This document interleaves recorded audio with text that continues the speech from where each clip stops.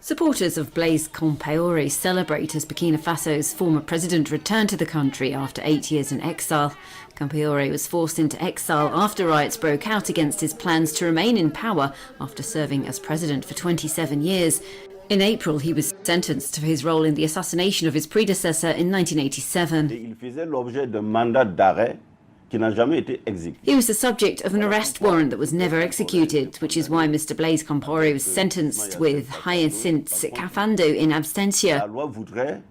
The law would like the person sentenced in absentia as soon as he presents himself to be referred immediately to the courts, and this is what we, the lawyers of the civil parties, that is to say the 13 families affected, are purely and simply asking the Burkina justice system, the judicial authorities, to assume their responsibilities. Compaore had seized power in a coup in 1987 on the same day that Burkina's revolutionary leader Thomas Sankara, his former comrade in arms, was gunned down by a hit squad.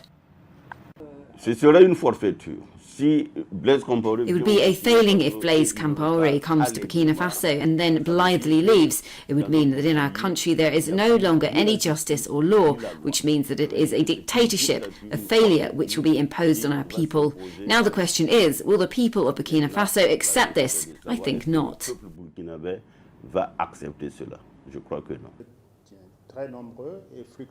Compaoré has been invited along with other remaining former presidents of Burkina Faso to take part in a meeting to accelerate national reconciliation in the face of jihadist attacks.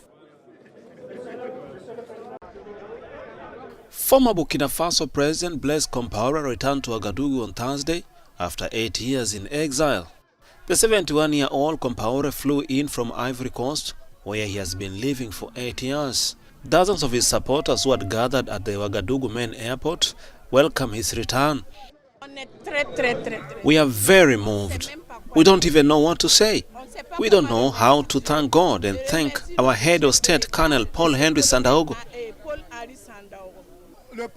If President Damiba had chosen to unite all former presidents, it is because he realizes that there is something he must learn from them for peace to return. Compaore flew in for a summit of ex-presidents with the country's new strongman Lieutenant Colonel Paul Henry Sandaogo Damiba, who was sworn in as president earlier this year following a coup. Let's also say that under his reign, Burkina was peaceful. One can say that the whole sub-region was peaceful under the reign of President Blaise Compaoré. So you see that he is a statesman, a man of peace, a man of dialogue. His return home on Thursday is not a permanent one. He has been invited to stay for a few days by Damiba, the leader of a coup in Burkina Faso in January, which forced out elected President Roch Marc Christian Kabore.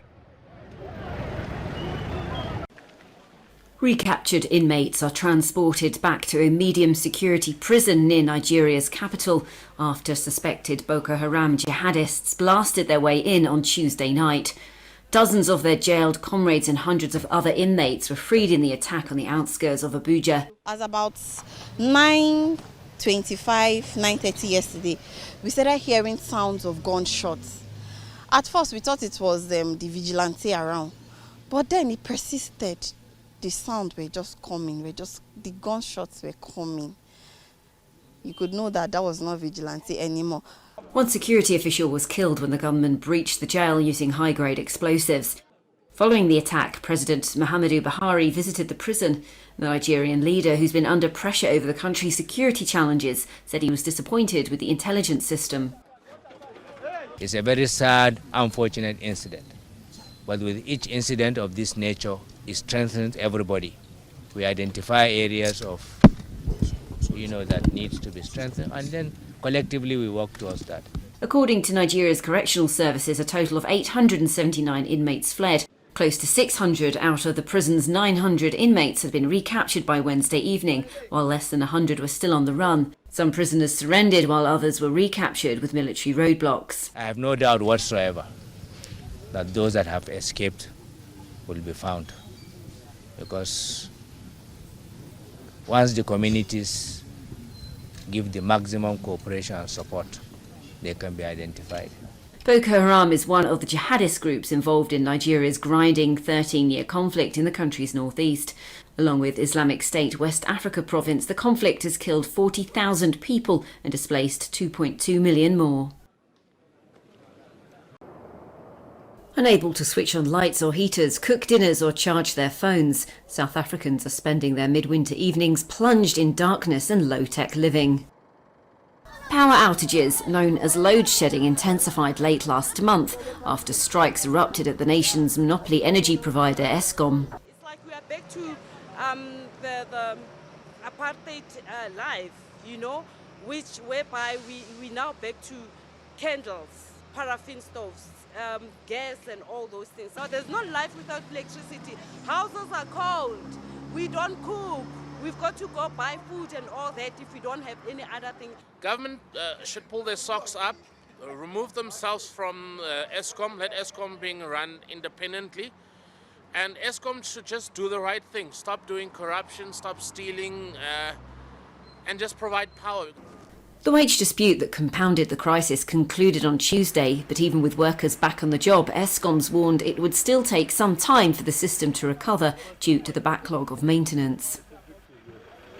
Our logistics system is anyway under pressure.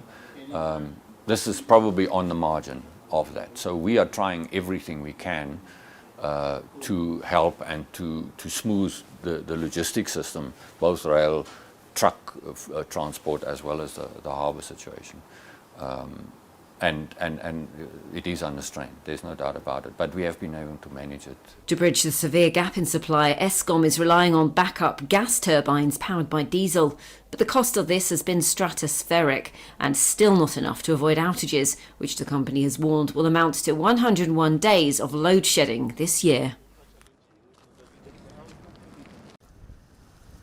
Fishermen on Kenya's coast say climate change, overfishing by large foreign vessels, and a lack of other job opportunities for coastal communities is draining the Indian Ocean of its yellowfin tuna stocks. Tuna fish is mainly caught by people who have advanced fishing gear. Rich people who engage in sport fishing mainly on these. We are still using inferior vessels while they are using speed boats. Fishermen here say warming waters due to climate change have forced tuna species to alter their migration patterns, making it harder for local fishers to catch them. Fish stocks have also decreased due to a lack of sustainable fishing by large vessels. We are unable to fish in the high seas since we have inferior equipments. However, trawlers can catch many yellowfin tuna as they can access the fish habitats. We can only catch the fish after the trawlers have already made their catch. According to many fishmongers, yellowfin tuna in particular, which faces competitive prices at the market, is very profitable if caught in sufficient quantities. But their numbers have now dwindled and fishermen can't get enough of them. Yellowfin tuna is very profitable if caught in sufficient quantities. This is because it is very expensive and in high demand. If you can manage to sell 2 or 3 kilos, then you can comfortably feed your family. However, the yellowfin tuna is not readily available. We are only getting the other small species of fish. The Intergovernmental Panel on Climate Change says climate variability has led to reduced marine stocks, including redistribution, shifting of fish stocks from lower to higher latitude regions, coral bleaching, and increased risks of conflict. What these devices do, they're like floating rafts that attract the fish so that they're far easier to find and capture, is they lead to very, very high levels of bycatch. And that bycatch is most often juvenile or young yellowfin tuna.